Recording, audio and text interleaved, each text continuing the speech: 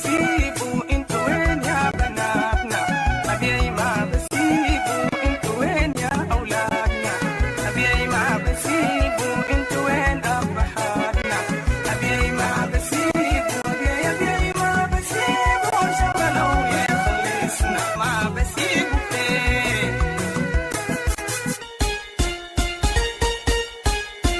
أبيي سوشيال ميديا. أبيي ولاء وفاء انتماء حب وفداء وطني الحب الذي لا يتوقف والعطاء الذي لا ينضب. أبيي سوشيال ميديا مساحة تجمعنا من شتى بقاع الأرض ونطرح من خلالها أفكارا ورؤى للخروج بأبيي إلى بر الأمان. فأنت يا أبيي سامية وشامخة وسيظل حبك في قلوبنا. أبيي سوشيال ميديا منبر لأبناء أبيي والمهتمين بقضية أبيي.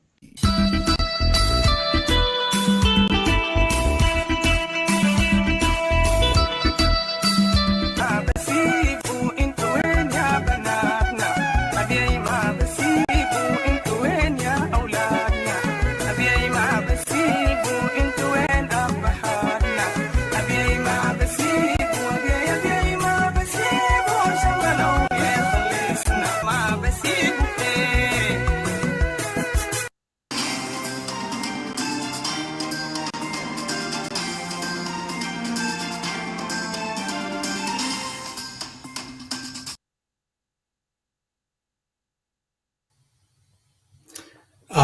Welcome to Abyei social media.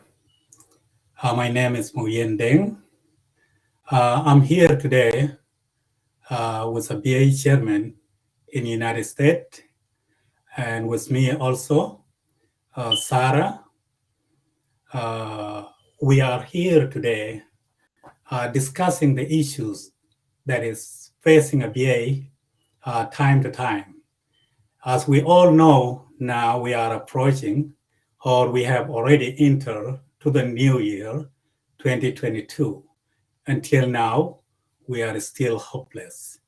We don't even know how long this is going to take. When is it going to end? So I will let you, I'll let James Ngong and Sarah to introduce themselves to you. They are here with me in the studio. Welcome, Sarah. Before I let the chairman come in, would you please join us? Hello.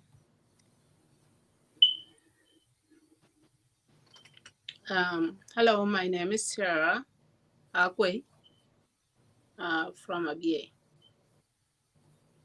I live in the United States, South Dakota.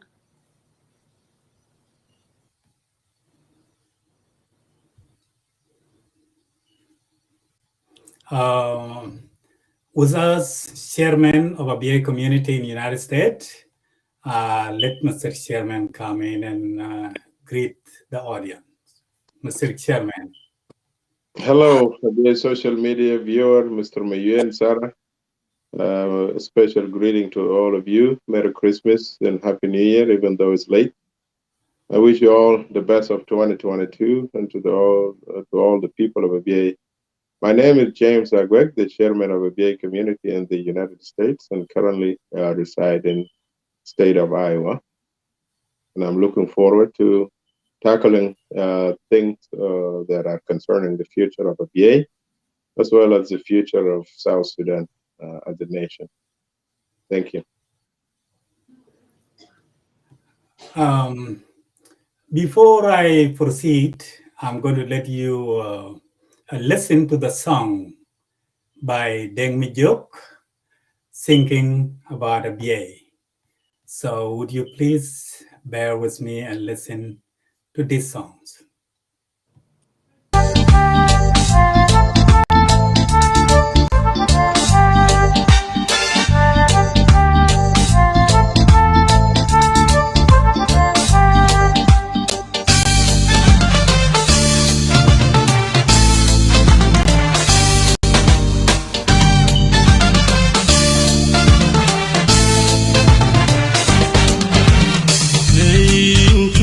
fal shaga manchira go wer panda yini na bishing yin chuko fal shaga manchira go wer pinda yini na bishing yin chuko fal la jamiara din watol pinda yin chuko fal Abyei chuko fal la jamiara din watol pinda yin chuko fal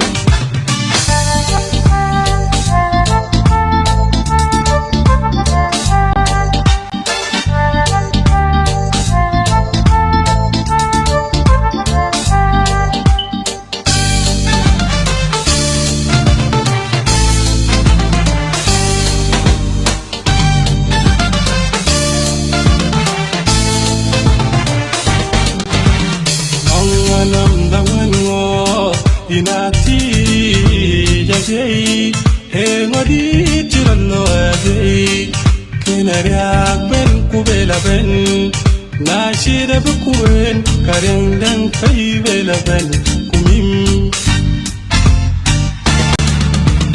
nonganam bangango kinati Abyei ngodi tirano Abyei kenariak ben kubela ben na shida bukuen karendang fai bela ben kumim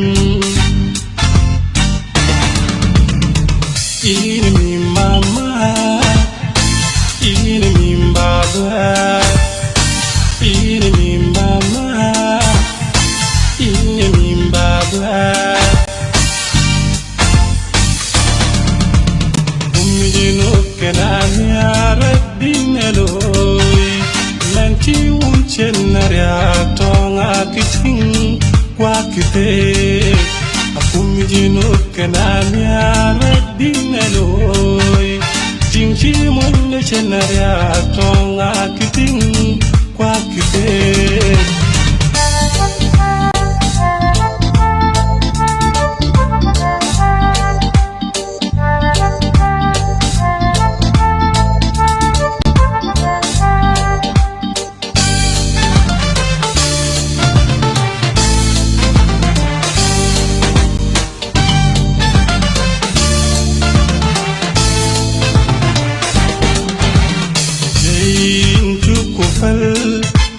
shaga manchira go wer panda yini na bishing yin chuko fal shaga manchira go wer pinda yini na bishing yin chuko fal la jamiara din watol pinda yin chuko fal yin chuko fal la jamiara din watol pinda yin chuko fal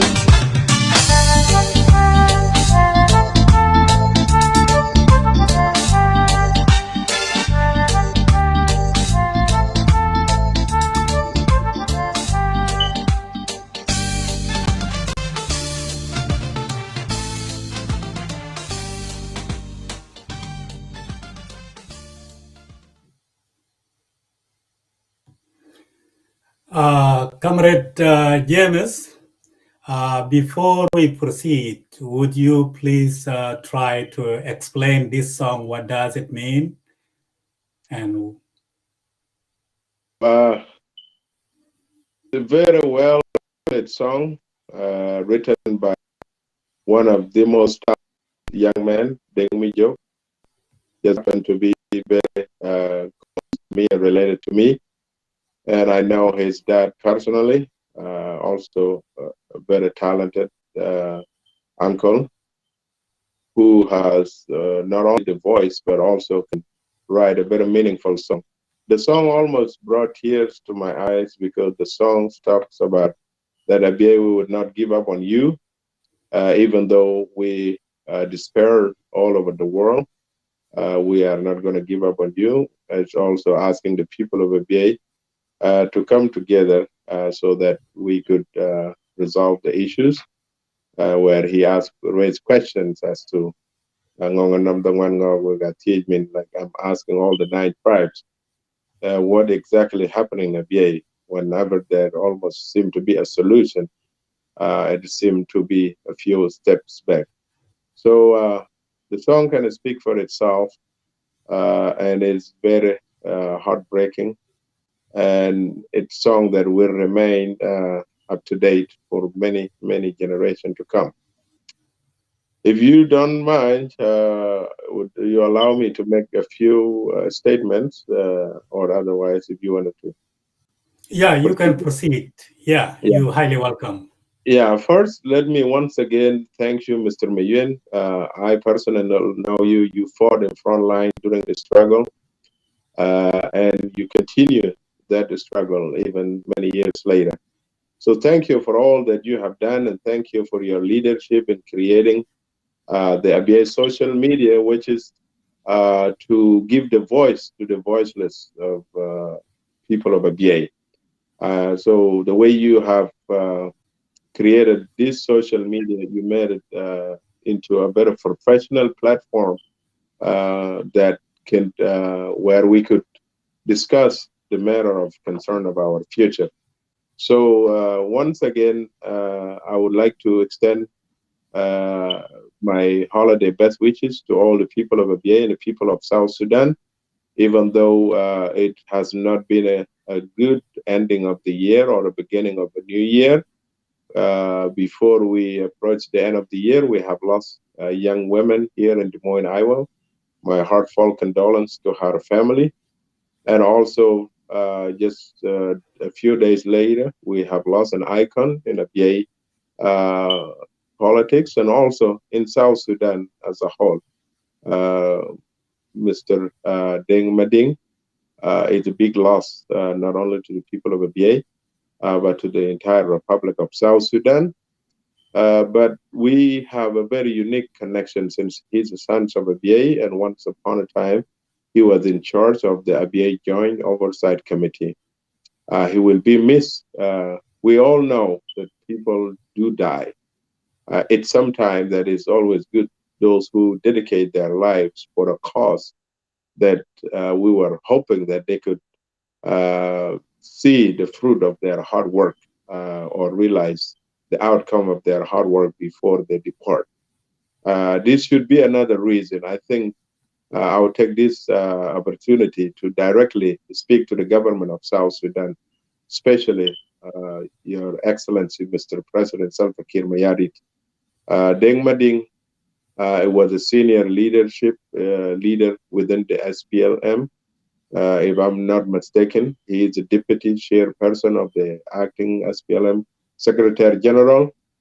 The best way for this, I think personally, that the SPLM and the government of South Sudan could honor his legacy is to resolve the same issue that he was fighting to resolve, and that is the final status of Abyei.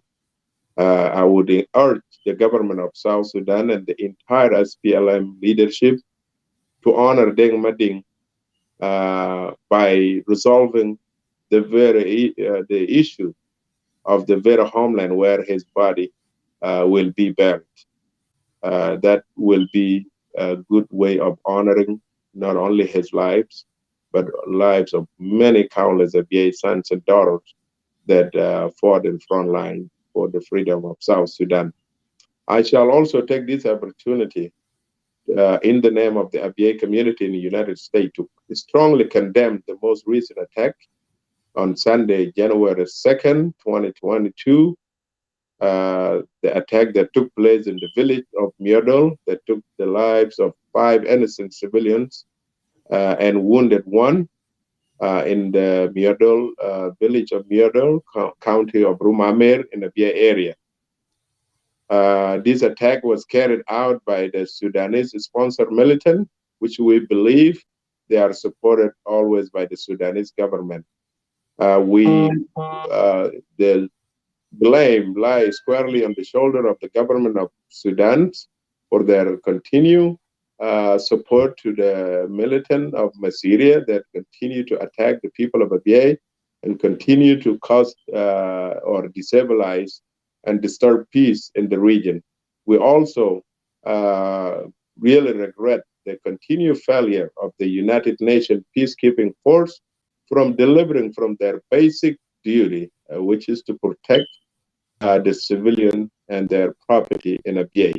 The United Nations peacekeeping force in Abyei are under Chapter 7, which is the power to not only keep peace, to assess and determine acts of aggression or peace, and preemptively take an action to prevent tragic.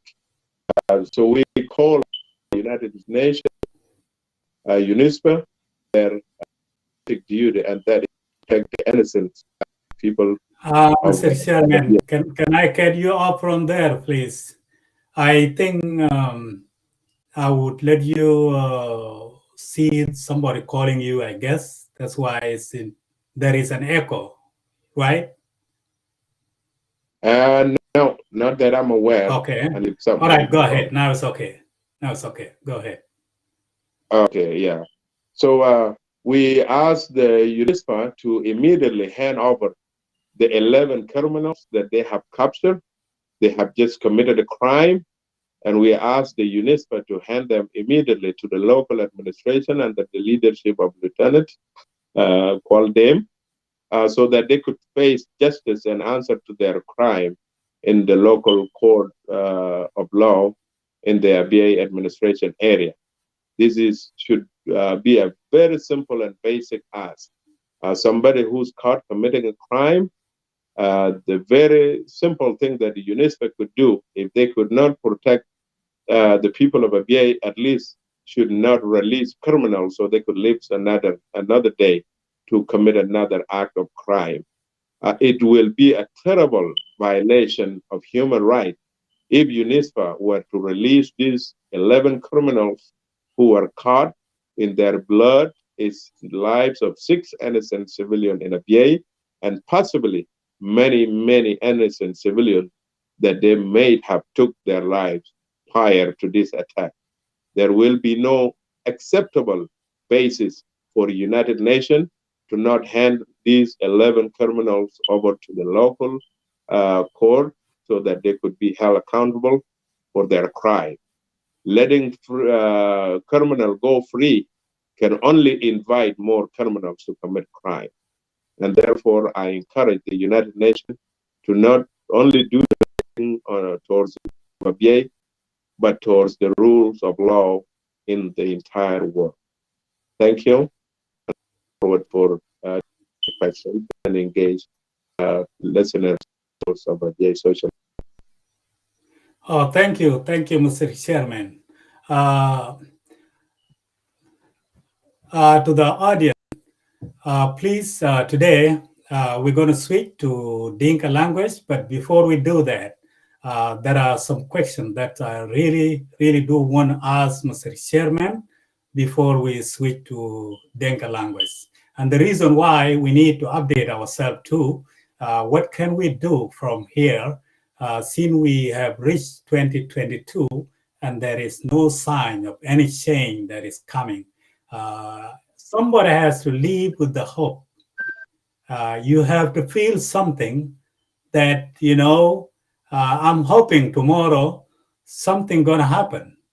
So I will ask you, Mr. Chairman, there are some questions that I want to ask you, and when we're done with those, then we will go to our mother tongue, which is Dinka language, so that we brainstorm ourselves and discuss our problems and see how can we get away from this. So would you please try to briefly talk to us about CPA and why is it still until now? Thank you. The Peace Agreement, which is the abbreviation for CPA, it was really for the human rights, the United Nations, the international community, who worked tirelessly and one of the terrible civil war in Africa continent, with the longest uh, civil war that cost the lives of 2.5 million. This CPA did not come free of cost. It did cost financially and time that was invested by the United States, the United Kingdom, the European Union, the African, the United Nations as the world body, and the work of the North Sudan and South Sudan civil society activists. This CPA that took place should have resolved and brought peace all across the Sudan. The CPA was clear after 21 years of South Sudanese people liberation, or the Sudanese people liberation movement fighting. Of course, the SPLM and SPLA, which is the military wing, they were fighting for a united Sudan, a Sudan where all people of Sudan are treated equally. As Dr. John Garang, the founding father of the SPLM, once said, that Africanism cannot unite us, Islam cannot unite us, Christianity cannot unite us, and Uruba cannot unite us. But Sudanism can unite us. Let us first and foremost accept ourselves that we are Sudanese. These were a basic core principle of the SPLM, and I believe continue to be. But the CPA say that we must make unity attractive because it takes two people, right, to achieve peace. So in absence of the other party that interested of uniting Sudan, under where all the people of Sudan are treated equally with dignity and respect, the people of South Sudan has the right to choose their destiny. Tragically, that was the outcome, because the SPLM did work hard to try to make that unity possible. But every time they were faced by fierce rejection from the other side. As a result, people of South Sudan in 2011 voted for separation. Now, this CPA, it has 7 protocols. One of the 7 protocols is the Abyei protocols. People of Abyei, of course, undeniably, they are South Sudanese by virtue. We are from the tribe, one of the largest tribes in South Sudan, Dinka. And even North Sudan cannot deny that. Back in 1905, Abyei was transferred for administrative purposes to be governed under Kordofan province, which at the time, it makes sense because under United Sudan, it's pretty much come down to the convenience of the distance. It was making much sense that Kordofan was much closer to the people of Abyei than Wow. But when the CPA was signed, and I believe it must have been in the back of mind of al-Bashir and his administration, that they are not interested on United Sudan and they want to keep some resource of oil. So somehow they insist that the border between Sudan and the South Sudan must be that of 1956, January 1st. First, this is a false narrative. It's not as if Sudan was once upon a time 2 different nations and then it unite. There is no such a thing as 1956 border. What happened, they are referring to, it was the end of the colonism authority control area. And when Sudan get their independence, people of South Sudan joined actually the Sudan to get their independence. As such, there was no border to reference to. Given Sudan was governed under province, it was changed by the same administration, who say that whatever took place in 1956 cannot be amended or changed. In fact, al-Bashir is the one that transformed Sudan from being governed by provinces and turned Sudan into 26 states. So technically, they did not keep what was in place in 1956. And therefore, I see no reason why Deng Ngok and the people of South Sudan should be held hostage for the 1956 that say Abyei was part of the Kordofan province. There is no such a thing as Kordofan province today. There is a South Kordofan state. Abyei was never part of South Kordofan states. It was part of the my Samoa Kordofan al Cobra, you know.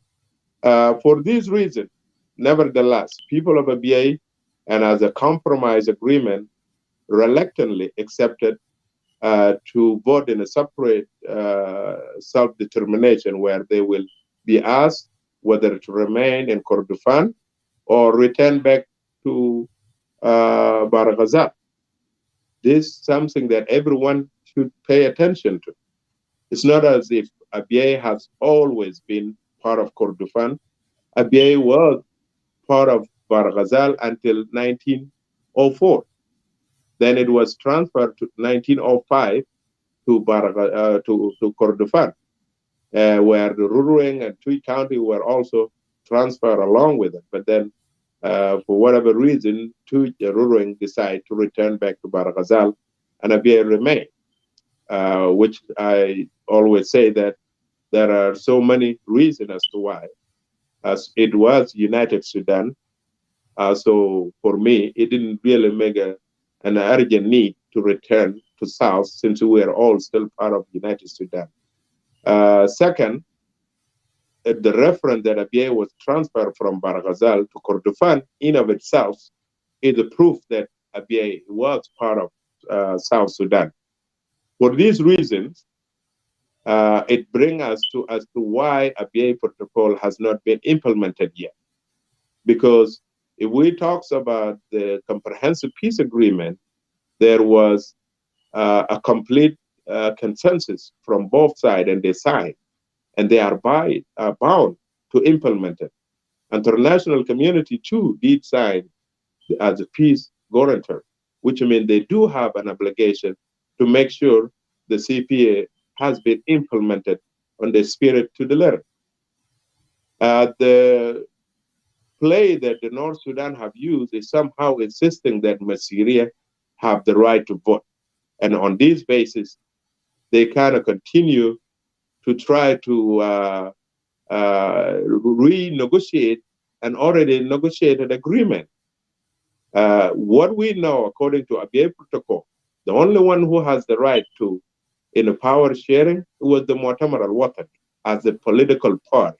And only through the people of Abyei, Denka Ngok, that are member of the National Congress Party, were then going to represent the Bashir in the governing of Abyei.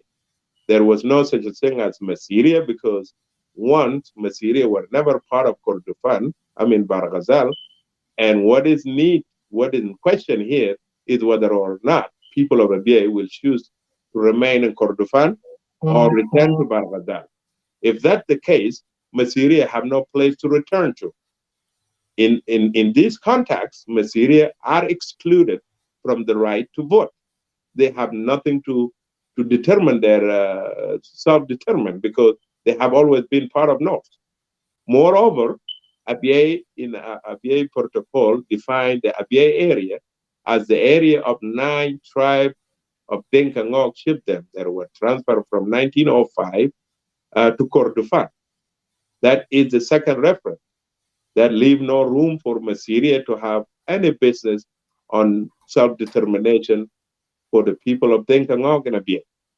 Moreover, Masseria, they themselves, has been mentioned in the Abyei Protocol, and they are mentioned in context of having the right to continue to graze their cattle and access to the water through the Denka Ngok area until otherwise people of Denka Ngok decide their destiny.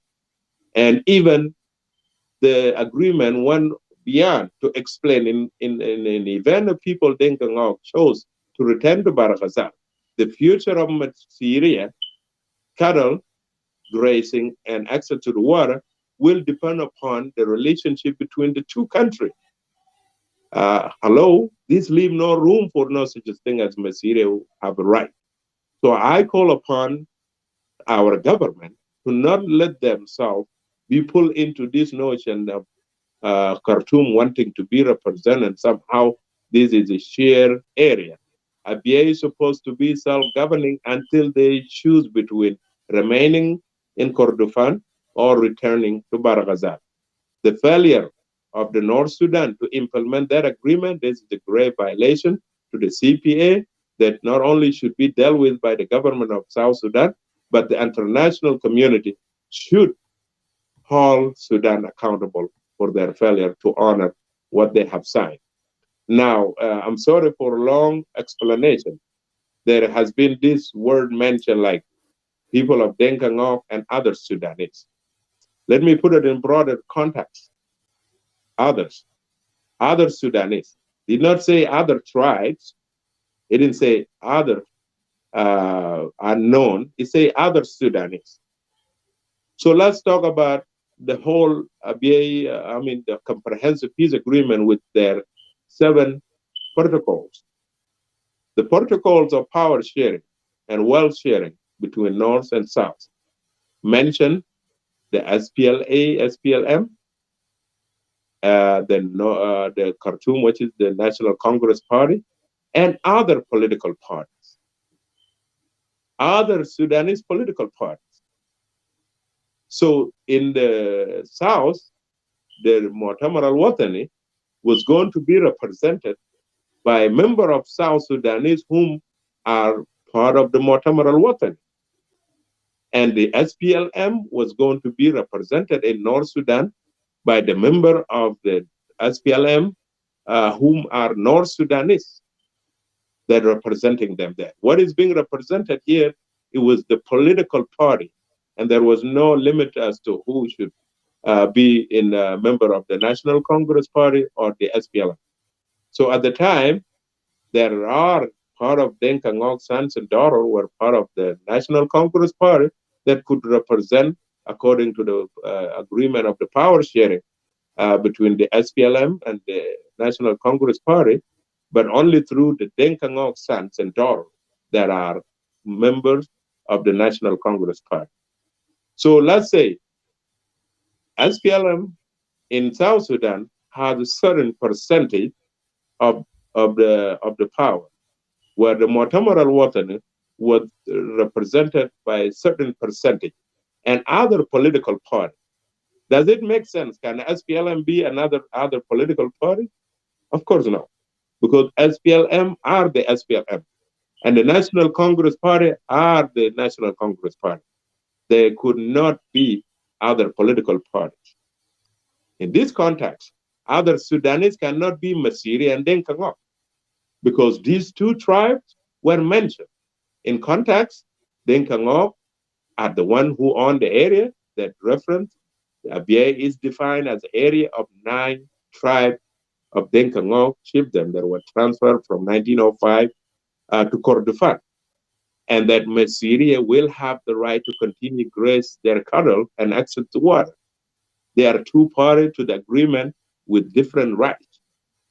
Other Sudanese, it means individual who have no affiliation with any tribe, but permanently lives in Abyei. These are the definition of other Sudanese. For this reason, I see no reason as to why the Khartoum failed to let the people of Denka Ngok vote. Most importantly, I see no reason why our government of South Sudan continue to be reluctant and enforcing the implementation of the Abyei Protocol, which is part of the Comprehensive Peace Agreement.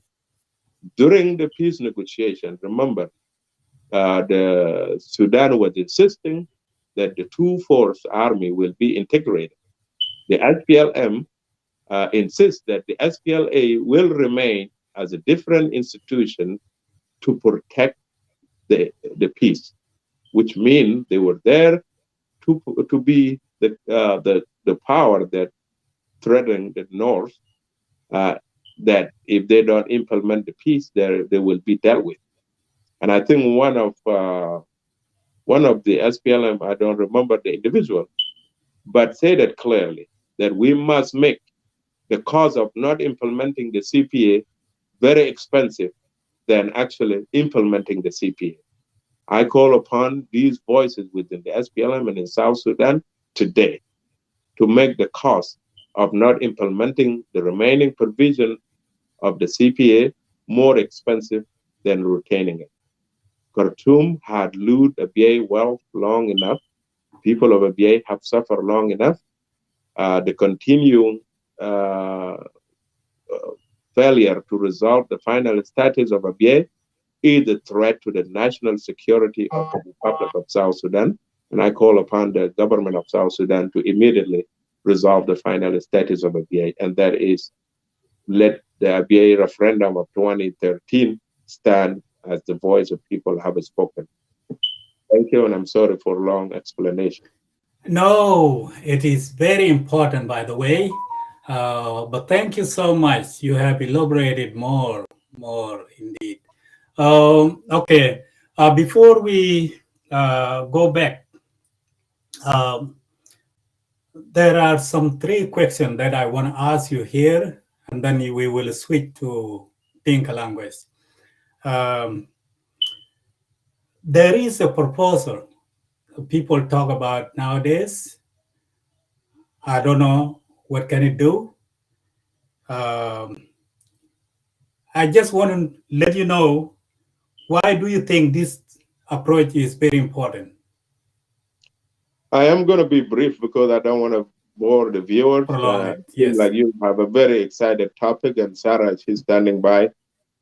She's another bright young lady whom I respect a lot. You're talking about the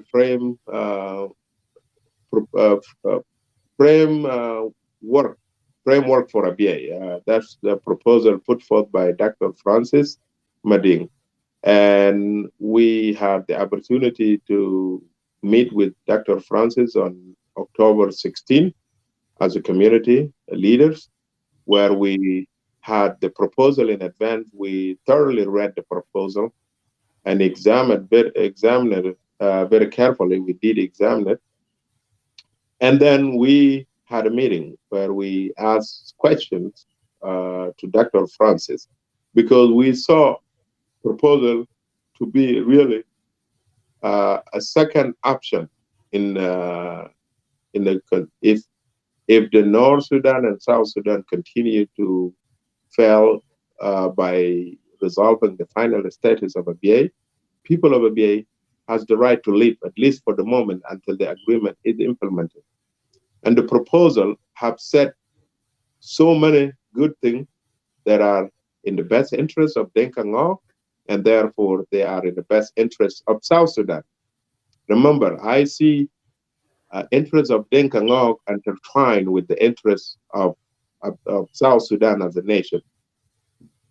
The proposal, in the absence of resolving the final status of Abyei as of today, this is something that should take place for now until whatever is taking the both government long to take place. In other words, this proposal can be put away if the final status of Abyei were to be resolved tomorrow. We asked questions, and Dr. Francis was very open for a change. As a sense and intellectual, not only for Abyei, but in a world stage, he was open to anyone who would suggest otherwise. And we suggest a few change here and there, and he welcomed. All that he cared for is that people of Abyei and the South Sudan should not lose their right over Abyei. In proposal, he clearly warned the international community to not fall in the trap of assumption that somehow the Nkangog area is shared with Massyria. He went in lengths to mention even during the 1905, the Nkangog always had the Abyei as their area, territory. And Massyria had their own area, with the headquarters being Mujlat and other surrounding areas. It's not that the international community is not aware of it, but as an intellectual, he must have worried about the changes that take place. And you could see the language evolving from this to that and to that. So he wanted to reinforce that area. Secondly, the proposal actually has a lot from Tom Mbeki proposal and the Abyei Protocol. Proposal call for the United Nations to extend the security on the entire area as is defined on the Code of Arbitration. Who in South or in North does dispute the Code of Arbitration outcome? In fact, if I remember correctly, North Sudan celebrate the victory because the ABC report, which is the Abyei Boundary Commission report, has more area for Denkangok than the Court of Arbitration. We want to court to the head because there was a dispute from the North claiming that somehow the international community was sympathizing with the Denkangok and has took so many territories that belong to Syria and awarded them to be for Denkangok. That what led to, after the 2008 attack, that the issue of Abyei was referred to the Court of Arbitration. The Court of Arbitration has reduced the square mileage that were awarded to be defined as the area of the 9th tribe significantly. And the North Sudan celebrate that victory. And it's no brainer that now, after celebrating that they get all they want more than what they bargained for, they suddenly find themselves going after very little that is given to Denkangok. So the proposal call international community to extend the security over all the area so that the people of Denkangok could go to their area, cultivate, and at least develop some sense of independence so they could work for themselves instead of depending on the international aid.